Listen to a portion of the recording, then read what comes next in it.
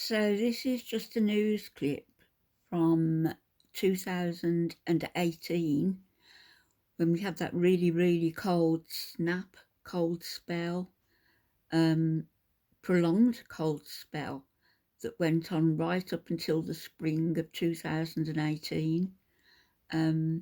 This is just showing us what we can expect and then some this winter, I believe.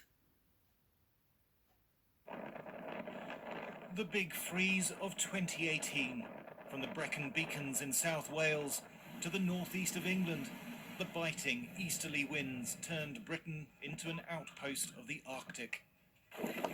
Hey, keep going. Many will never have seen conditions like it.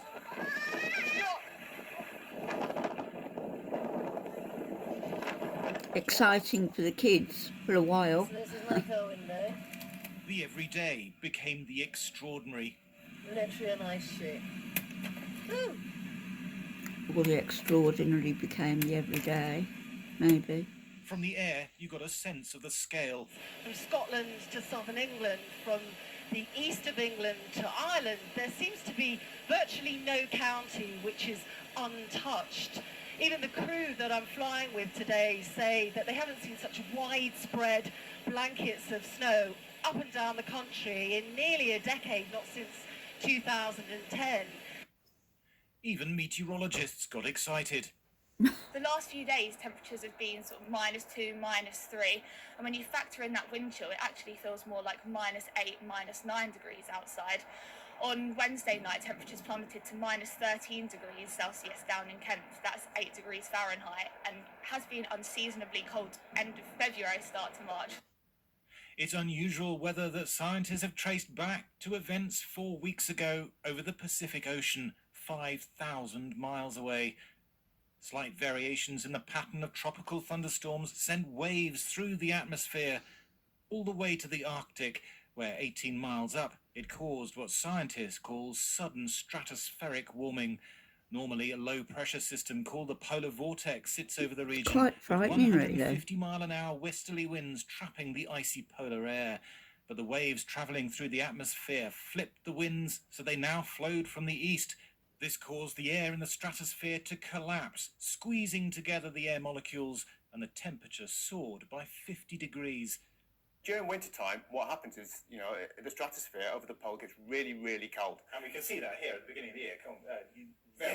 These purple temperatures here. So this is when the stratosphere is getting extremely cold. At the same time, the stratospheric polar vortex really spins up. So we have really, really strong circulation going around the pole.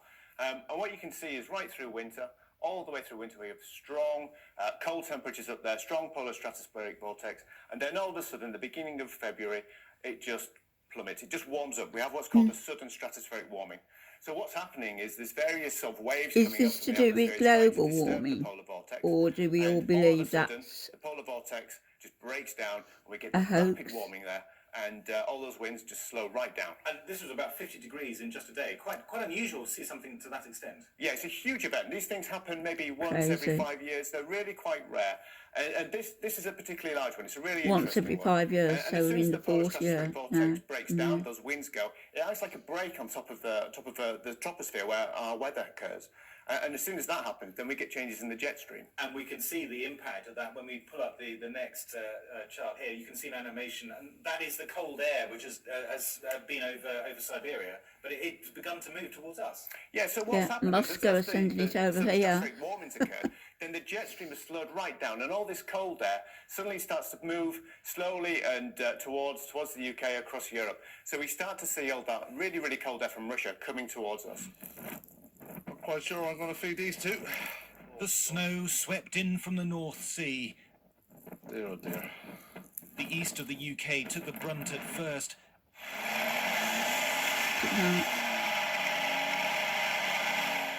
Roads quickly became treacherous. This was a heart-stopping moment for a driver in Edinburgh. Oh my God, oh my God, oh my God! Oh my goodness. Oh.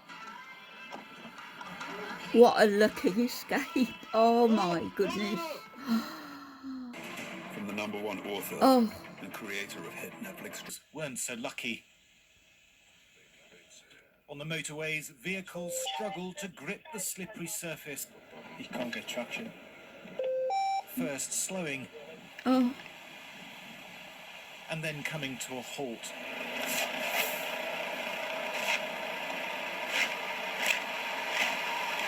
and bear in mind this went up to March, April. Makes it late.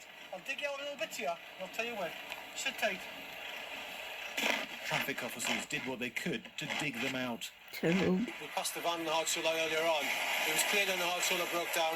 He was out the vehicle on the phone. Priority was me and anything in live lane. I will be going back and checking him later on to see if he's been recovered.